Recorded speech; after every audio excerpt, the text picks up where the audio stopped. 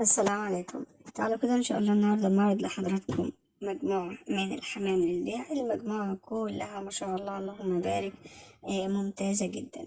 اول حاجة معانا النهاردة والفرد اللي حضراتكم شايفينه الاصفر ده، ما شاء الله اللهم بارك. يعني بصراحة انا عند الكاميرا وحشة جدا، مش بتدي لفرد الحمام حقه. والله ما شاء الله كأنه فرخة عندي في الغرفة، ما شاء الله حجمه كبير وكمان تقيل، والتطويرة بتاعته أحسن من اللي حضراتكم شايفينها دي. ما شاء الله ماشي على الأرض كأن فرخة، يعني ماشية على الأرض. حجمه مش مجرد ريش وخلاص، لأ ده حجم وما شاء الله اللهم بارك. بصراحة حاجة فوق الممتاز. ربنا يبارك بإذن الرحمن لصاحب النصيب. الذكر عليه 3 ريشات ما شاء الله زايف، يعني يحتاج نتاية إن شاء الله محترمة واشتغل على طول بإذن الرحمن. الجزء اللي بعد كده جزء لاحم من اللاحم الألوان. طبعا الناس اللي تعرف أنواع اللحم تعرف إن في لاحم أبيض وفي لاحم سيلفر وفي لاحم بني، يعني جميع متاح إن شاء الله. جميع أنواع اللاحم موجود، جميع ألوانه بإذن الرحمن. وده اللاحم الألوان ما شاء الله اللهم بارك. ده جزء إن شاء الله شبابات على وش شغل إن شاء الله. ربنا يبارك لصاحب النصيب.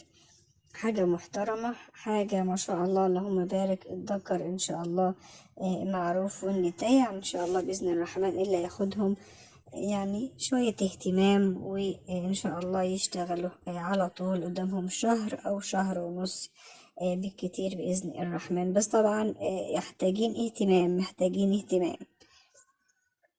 ربنا يبارك إن شاء الله لصاحب النصيب.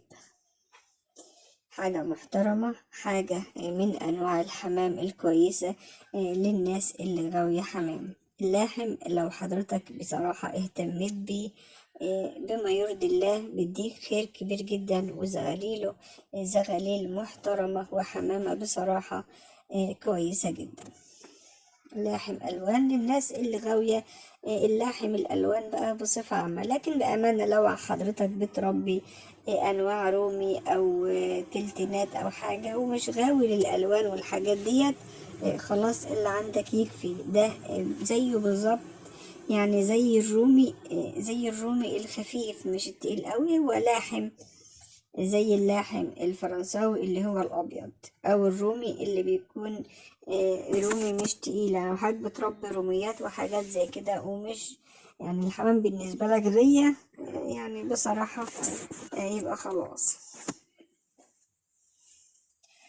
ده جزء بقى من الحمام الكيرنو. وبأمانة أنا عندي الحمام الكيرنو حجمه حلو جدا، يعني ما شاء الله اللهم بارك. يعني ما شاء الله تمسك فرد الحمام كده بإيدك الاتنين تلاقيه ما شاء الله.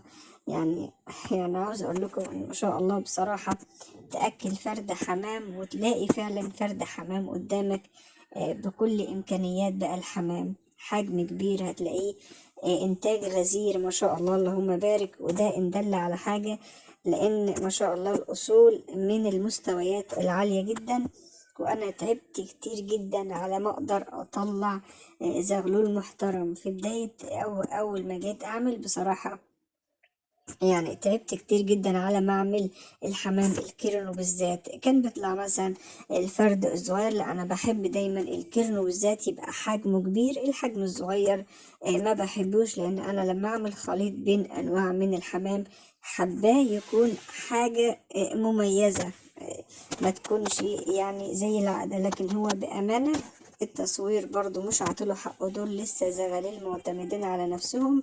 يعني ما شاء الله اللهم بارك. بصراحة حاجة فوق الممتازة. هما جوزين من الحمام الكرنو، ده جوز والجوز التاني ان شاء الله هيظهر دلوقتي قدام حضراتكم حالا. زي ما حضراتكم شايفين جسم فرد الحمام اصلا التصوير بامانه مش عاطله حقه.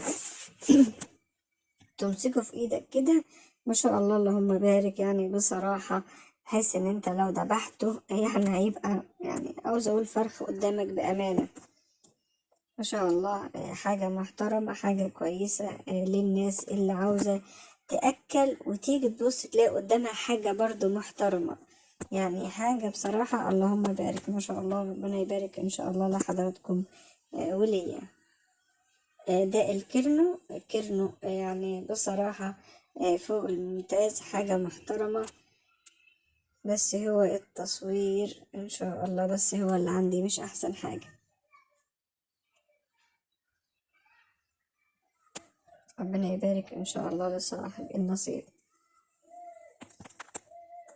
طبعا الناس تتفرج على الحمام براحتها، واللي يعجبه اي نوع من انواع الحمام ان شاء الله يتفضل يتواصل معايا.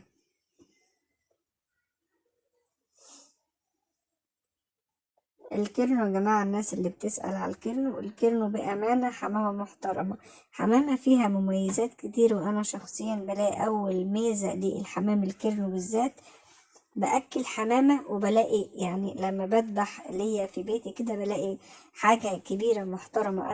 أنا من الناس اللي بحب فرد الحمام الكبير، ما بحبش فرد الحمام القليل. يعني أنا يعني بصراحة ما بحبش الحمام البلدي خالص، لا في تربيته ولا في زغلول ولا أي حاجة. أصلا بقرف كده من الزغلول بتاعته. وهي برضو بتكون هي وكل إنسان بيكون له حاجة معينة بيحبها. طبعا أنا بعتذر على التصوير اللي مش أحسن حاجة، بس يعني معذرة، بإذن الله قريب إن شاء الله نحاول نحسن من مستوى التصوير. الجزء اللي بعد كده جوز من الحمام اللاحم الفرنسي، برضو جوز على وش شغل بإذن الرحمن. ما شاء الله اللهم بارك. يعني نفس شايفين يا جماعة، نفس حجم اللاحم الألوان سبحان الله، هو نفس الحجم بتاع اللاحم الأبيض. اللاحم كله يعني هو نفس الحجم، بس هو طبعا مع اختلاف الألوان، في ناس بتحب الأبيض، في ناس بتحب الحاجات الملونة. كل واحد بيحب حاجة معينة، فبتختلف من شخص لآخر، وكل إنسان على حسب ميوله للألوان اللي بيحبها. متاح إن شاء الله يعني تقريبا كده جوزين أو 3 على وش شغل لاحم فرنسي بيور. ربنا يبارك إن شاء الله لصاحب النصيب.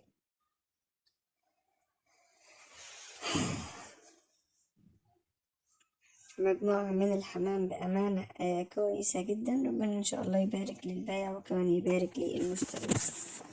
دول مجموعة تانية من الحمام اللاحم الفرنسي. طلعنا إن شاء الله مجموعة، ودي المجموعة التانية إن شاء الله. ربنا يبارك إن شاء الله برضو لصاحب النصيب. مجموعة من زغاليل اللاحم الفرنسي البيور. ما شاء الله اللهم بارك. ربنا يبارك لحضراتكم ويبارك لي إن شاء الله.